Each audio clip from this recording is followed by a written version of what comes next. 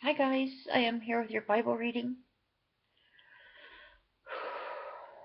Excuse me for feeling, I still don't feel very good, and I am still freezing cold and very, very tired. I just got up a couple hours ago and I still feel like I haven't slept at all. Just so cold and tired. I got my dress on here, my big heavy dress thing on here, and it usually makes me hot, and I'm still freezing. But I decided not to call the doctor and try to get in. And Cindy and Mom's not going to come today because Abby's home from school sick, so Mom couldn't come. And I told Cindy she could just, come another day. That way Mom could come too, and so she wouldn't have to come by herself. So I'm just going to go to the doctor on the 17th when I already have my appointment scheduled. We got a pretty long reading today, guys. I just want to let you know ahead of time. And I'm still having a dry mouth, so please forgive me for if I stop mid-sentence or something. It's still very, very hard to swallow. I have no saliva. Literally feels like that way.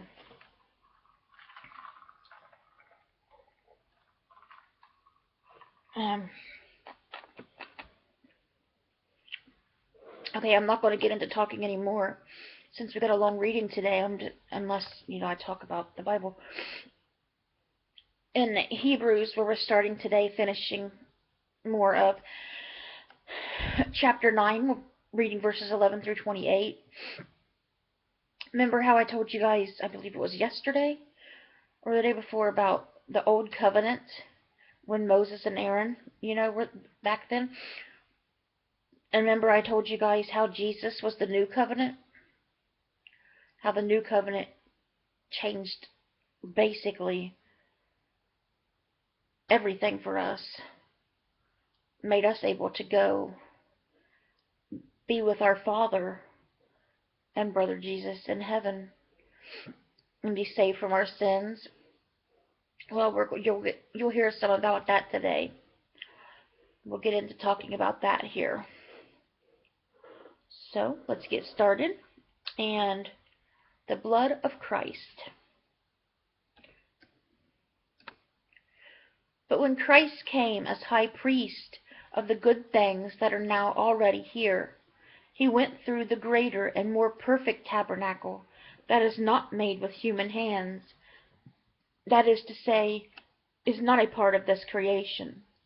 He did not enter by means of the blood of goats and calves, like Moses and Aaron always sacrificed the stuff for him and all the Hebrews' sins and stuff.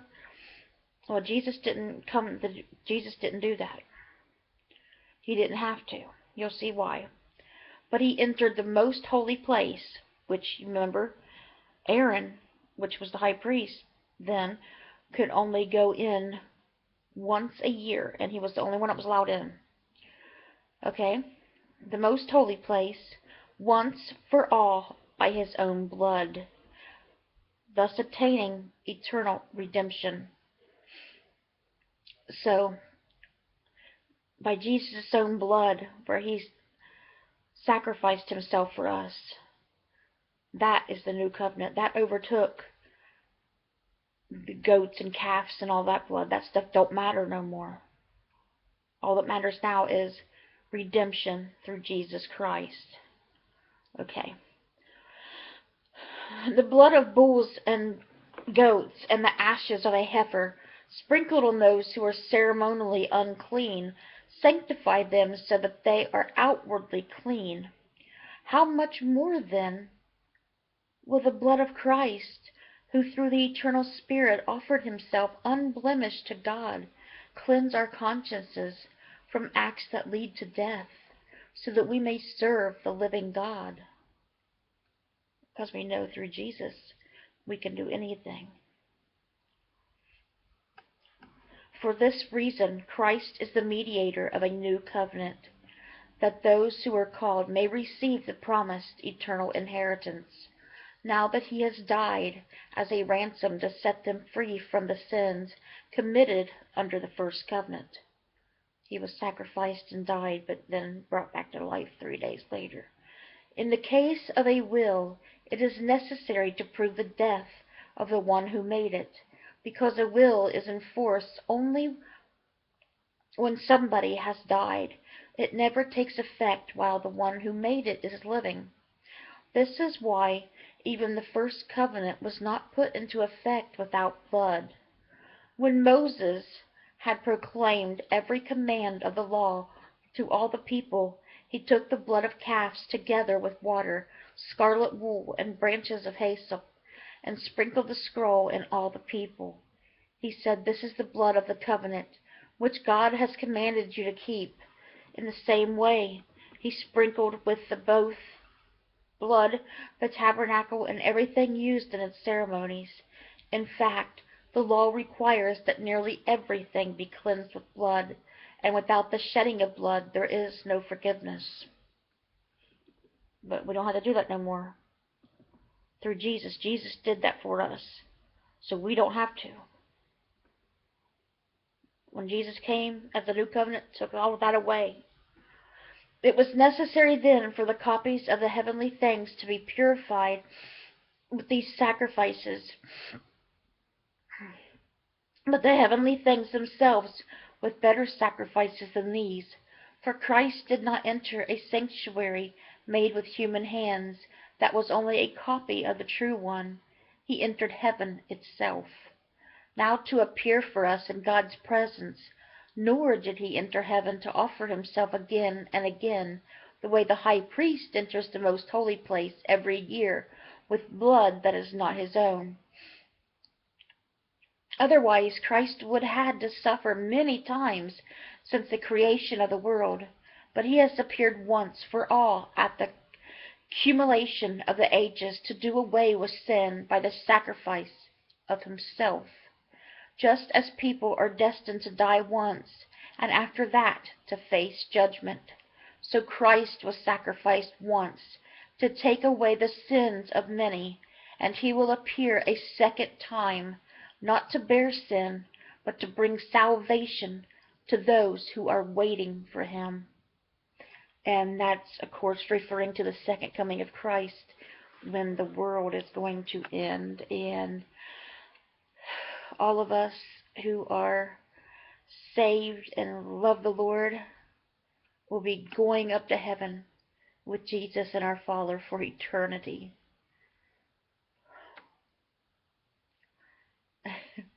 I'm just thinking how great that's going to be, and if we'll ever see that end of the world, or if we'll go before then, But also, I get really happy about it, because I think, us who are saved and know we're going to heaven, makes me happy. But then it makes me very sad as well, thinking about the end of the world, because you seem to always want to rush it, to get out of what you're suffering today.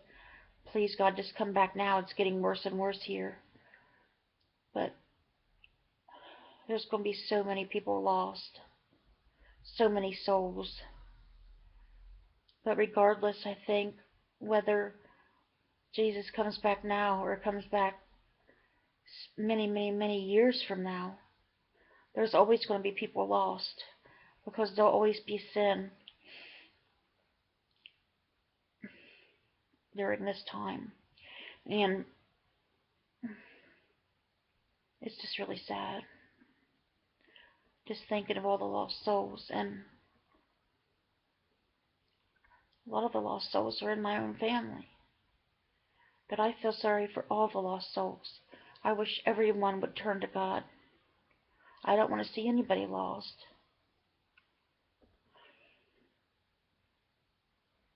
So it's going to be a sad day, and a very painful day for many when that day comes. And I don't want you to be one of them. And I don't want the ones you love to be one of them. So please, try to bring them to Jesus. Bring those souls to Jesus, guys. as best you can.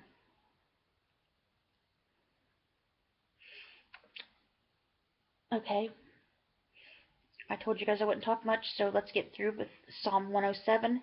And this psalm is pretty long, so, well, it's got 43 verses, I think. Well, not verses, but, you know, yeah, 43. Psalms 107 through 150 is what we'll be in now, but we're just reading Psalm 107 today, which is, like I said, I think 43 verses.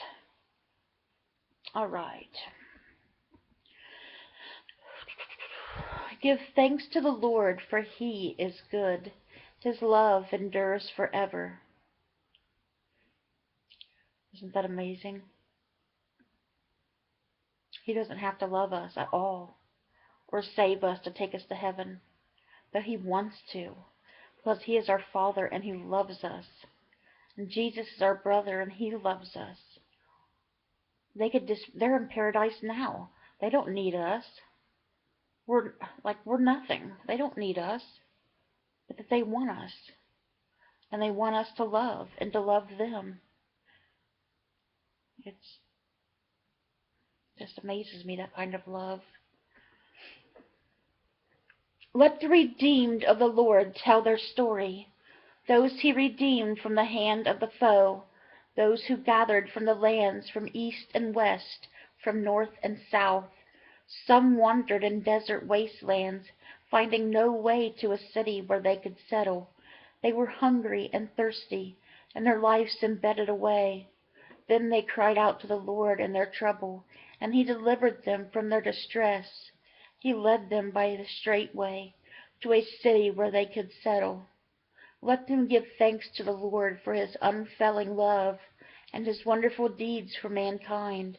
For he satisfies the thirsty and fills the hungry with good things. Some sat in darkness, in utter darkness, prisoners suffering in iron chains because they rebelled against God's commands and despised the plans of the Most High. So he subjected them to a bitter labor. They stumbled, and there was no one to help. Then they cried to the Lord in their trouble, and he saved them from their distress. He brought them out of darkness, the utter darkness, and broke away their chains. Let them give thanks to the Lord for his unfailing love, for his wonderful deeds for mankind. For he breaks down gates of bronze and cuts through bars of iron. Some became fools through their rebellious ways, and suffered affliction because of their iniquities.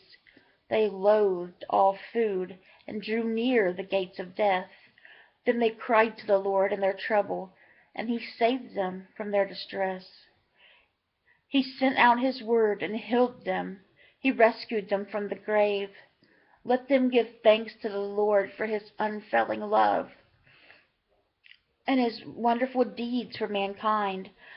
Let them sacrifice thank offerings and tell of his works with songs of joy. Some went out on the sea in ships. They were merchants on the mighty waters. They saw the works of the Lord, his wonderful deeds in the deep. For he spoke and stirred up a tempest that lifted high above the waves. They mounted up to the heavens and went down to the depths. In their peril, their courage melted away. They reeled and staggered like drunkards. They were at their wits' end. Then they cried out to the Lord in their trouble, and he brought them out of their distress. See, I told you guys many, many times they've done this, and God always forgave them. He stilled the storm to a whisper. The waves of the sea were hushed. They were glad when it grew calm, and he guided them to their desired haven. Let them give thanks to the Lord for his unfailing love and his wonderful deeds for mankind. Let them exalt him in the assembly of the people and praise him in the council of the elders. He turned rivers into a desert, flowing springs into thirsty ground, and fruitful land into a salt waste, because of the wickedness of those who lived there. He turned the desert into pools of water and the parched ground into flowing springs. There he brought the hungry to live, and they founded a city where they could settle. They sowed fields and planted vineyards that yielded a fruitful harvest. He blessed them, and their numbers greatly increased, and he did not let their herds diminish. Then their numbers decreased, and they were humbled by oppression, calamity, and sorrow. He who pours contempt on nobles made them wander in a trackless waste, but he lifted the needy out of their affliction, and increased their families and flock like flocks. The upright see and rejoice, but all the wicked shut their mouths. Let the one who is wise heed these things, and ponder the loving deeds of the Lord. And that's where we're stopping with Psalm 107 today.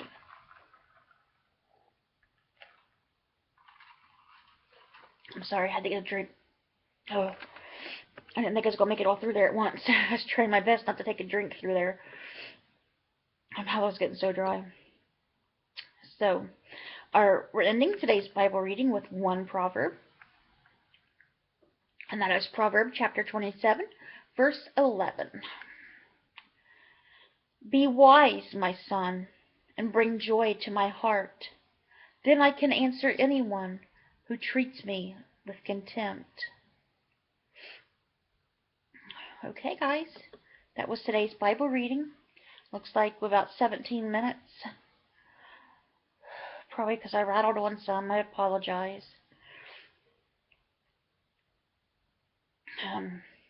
I hope you guys have a wonderful day. It sure looks beautiful out there again today. The sun's just a shining here in Ohio anyways. I hope you're having a good day wherever you are. I love you guys. Let's bring those souls to Jesus. And God willing, I'll see you guys all again tomorrow with another Bible reading. Bye guys. God bless.